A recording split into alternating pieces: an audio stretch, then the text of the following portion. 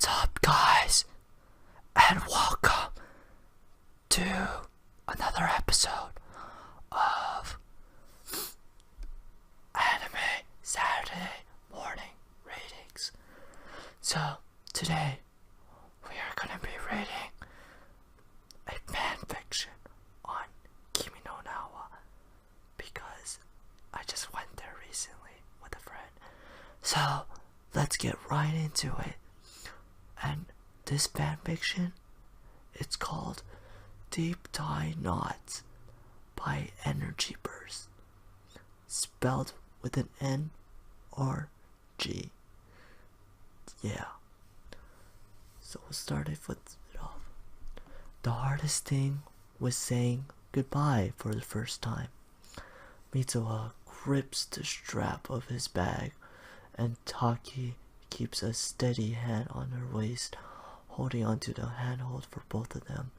They don't speak, quietly swaying with the train and enduring the close quarters of the morning commute like everybody else. Vivid memories of everything they shared over the weekend can't quite quell the anxiety when the voiceover announces that they're probably approaching Yatsuo Station. Wow, my voice sounds very dry. Don't mind that. What if we forget again? If it disappears like a dream all over? He should get off and change to the Chua line to make the commute to the Tokyo station quicker, but he tightens his fingers on his waist and rests his chin on her head when she swallows and grips him closer convulsively. Hey, I got an idea, he says softly. So many years of studies, of research and labs and practice, and on Monday she'll be scrubbing in as a surgical resident. Dr. Miyamizu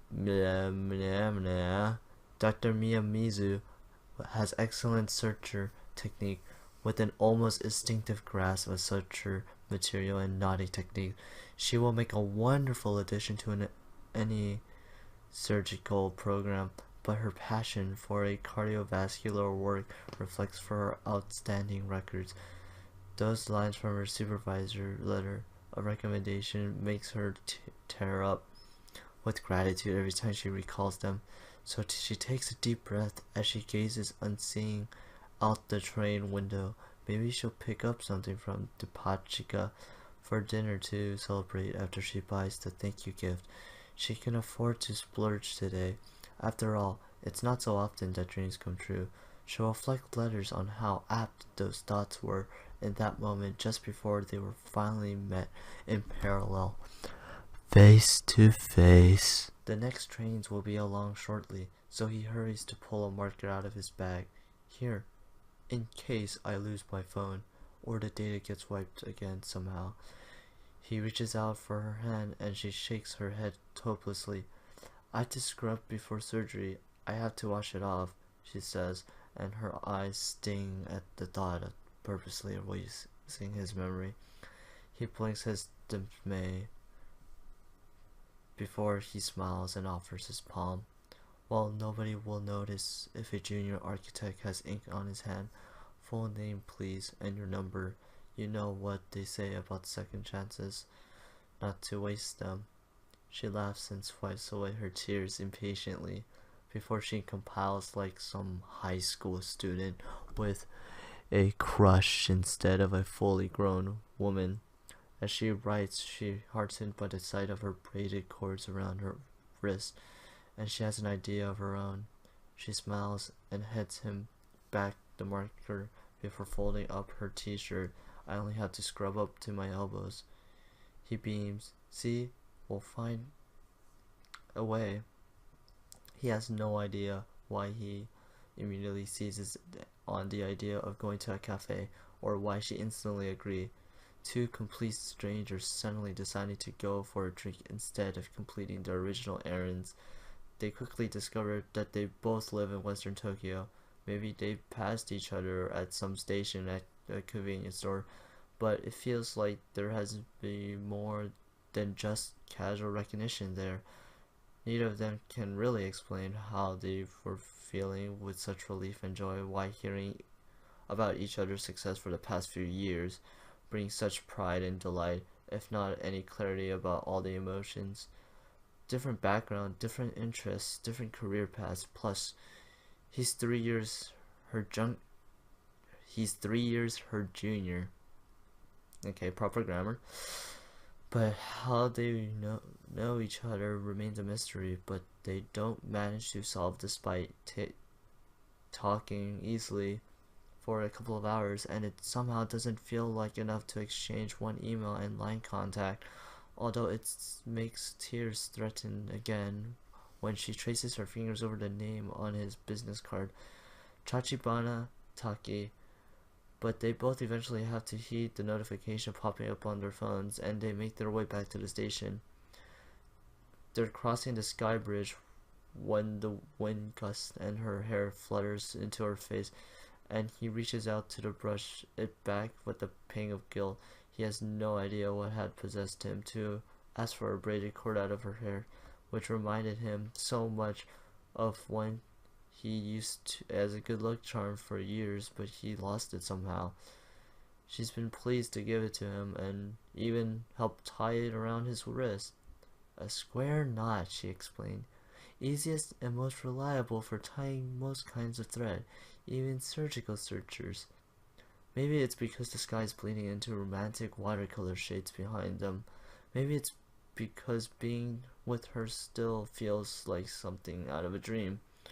But he leans down to kiss her and curses his own brash impulsiveness for only a second before she sighs and opens her mouth against his, when they part hesitantly and swallow it like a flashbolt of memories going off. They both gasp and regards each other with sudden understanding. Neither of them can help the tears that well up over again.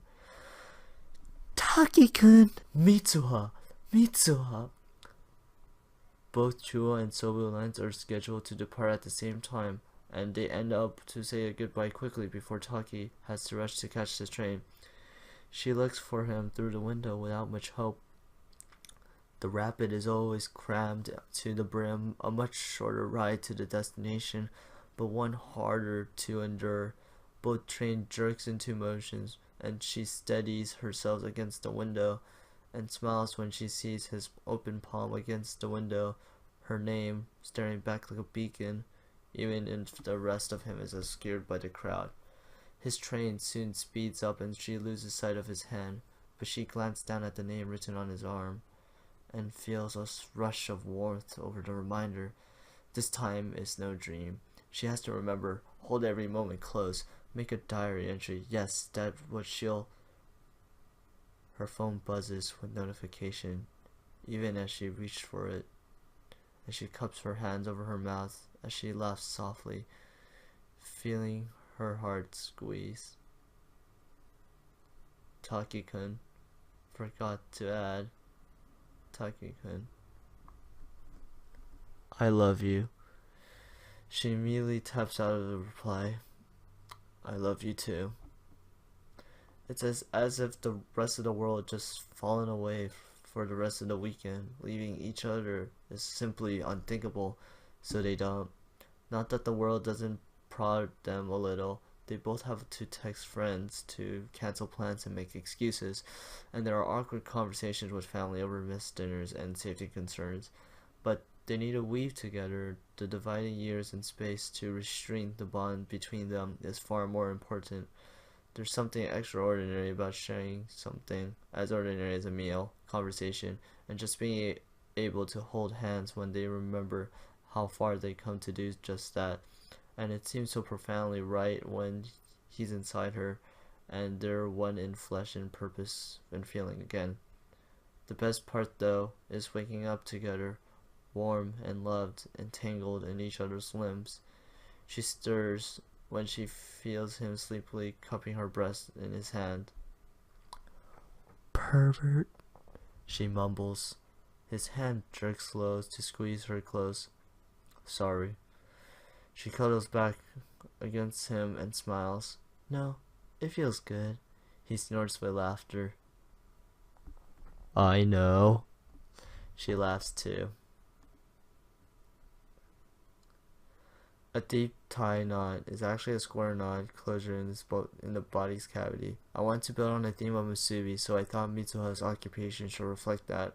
I thought there was something so beautiful about the Sobu and Cho line were used in the movie. They run in parallel across Tokyo, often sharing platforms but never touching when going much slower than the other to complete the same route, though they sometimes sync up in a few moments. I thought it was such a lovely metaphor for the journey Mitsuha and Taki went on. So here, have a whole fic about it. So, I'm gonna give you an honest opinion, because this is actually like a honest review that I'm gonna say about this. This fanfiction uses the Sobu Cho line really well, and I truly enjoy it since I watched the